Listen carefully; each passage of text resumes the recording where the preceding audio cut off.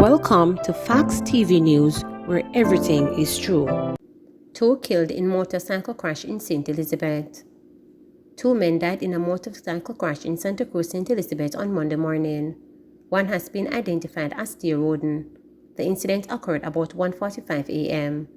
It's reported that the men were returning from a party when their motorcycle crashed into a wall on Main Street. The driver and pillion rider, both of Cocoa District in the parish, were pronounced dead at the Black River Hospital. Speeding is believed to have contributed to the crash. Residents protest poor road conditions near Manchester-Clarendon border. Scores of commuters were left stranded Monday morning after residents blocked the Silent Hill to Alston Main Road near the northeast Manchester and northwest Clarendon border. The residents are demanding that the deplorable road conditions be addressed. They are also calling for water to be supplied to their community. They used down trees and other debris to block the main road, affecting the operations at the Moravian Primary and Alston High School, as well as the health center in the area. Fire personnel and the police have been working to clear the roadway. Taxi operator Panko, who plans the Silent Hill to Christiana route in Manchester, said it is a struggle to keep up with operational expenses due to the bad roads. Another resident, Kristen Isaac, told reporters she is fed up with the lack of attention to the roads and cost for water.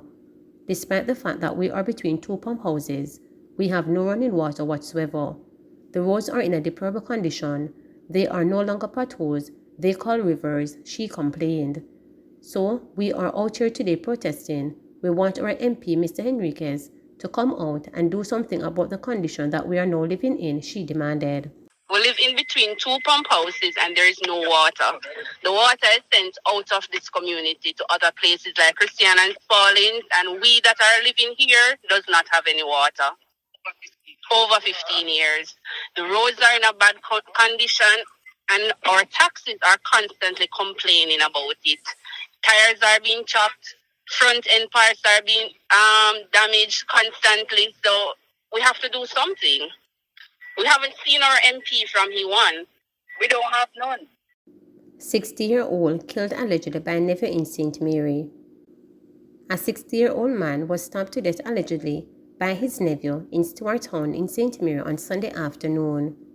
The deceased has been identified as Marvin Watson, a laborer. It's reported that Watson and his nephew were at the funeral of his nephew's daughter when an altercation developed. The St. Mary police said Watson was stabbed during the altercation. He was taken to hospital where he was pronounced dead. The police are searching for the attacker.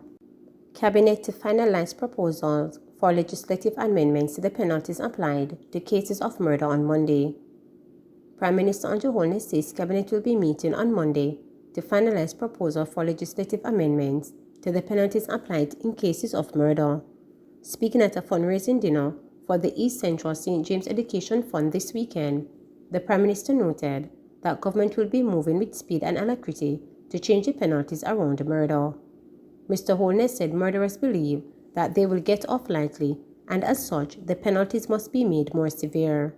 The Prime Minister said a strong signal will be sent to criminals. Whilst we have not yet finalized the proposals, we hope to do so when we meet at Cabinet.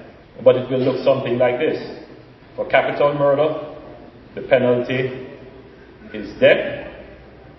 If not applied, then life without parole. For non-capital murder, the penalty will now be, our proposal, penalty would now be 45 years to life. Or rather, life imprisonment, and you must serve 45 years before consideration of parole. There is no question that somewhere over these many years, murderers have gotten it into their minds that the penalty for murder is not the death penalty. They have gotten it into their minds that the penalty for murder is not life imprisonment, and that somehow with a good lawyer, they will be back out on the street to enjoy their life. Our penalty remains.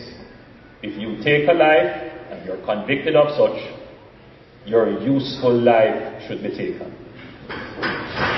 So while there are many issues around the death penalty and how it is used, There should be no issue around the incarceration of someone who deliberately, willfully, repeatedly takes life. Our penalty system must reflect our value system, and in our civilization, in our society, we all value life. The present penalties devalue life. Judge rejects sentencing recommendation for a driver of garbage truck that kills student.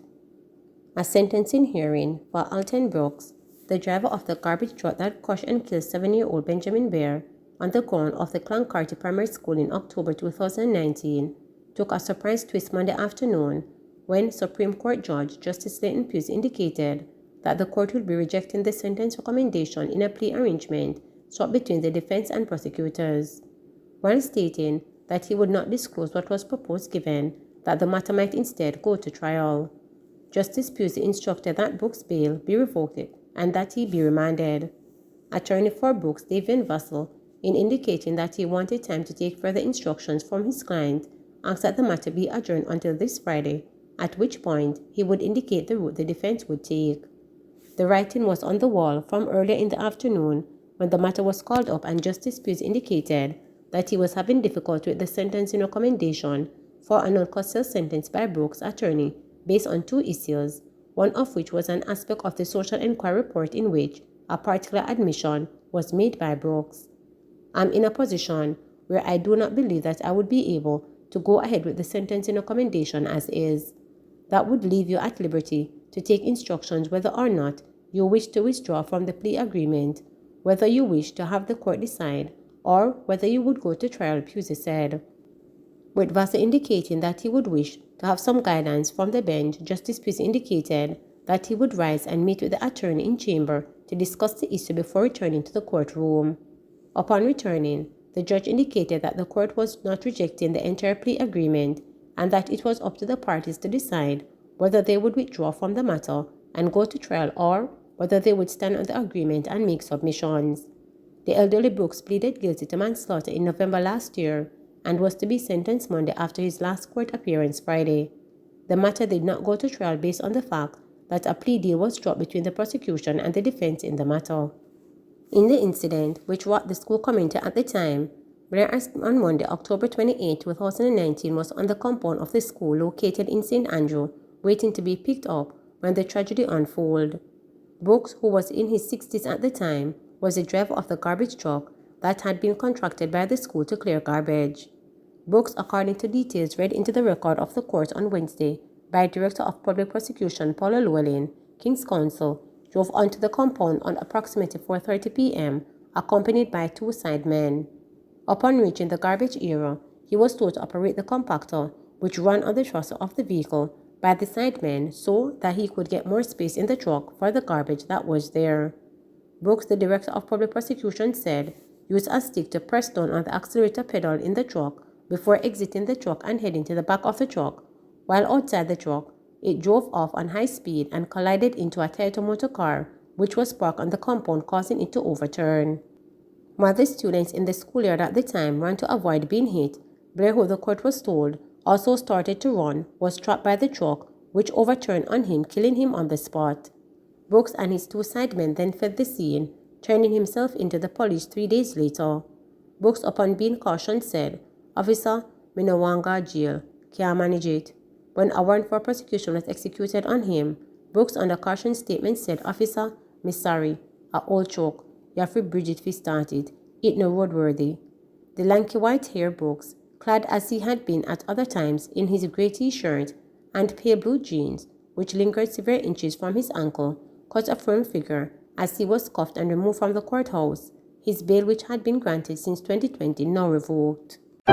Please remember to subscribe, like, share, and click the notification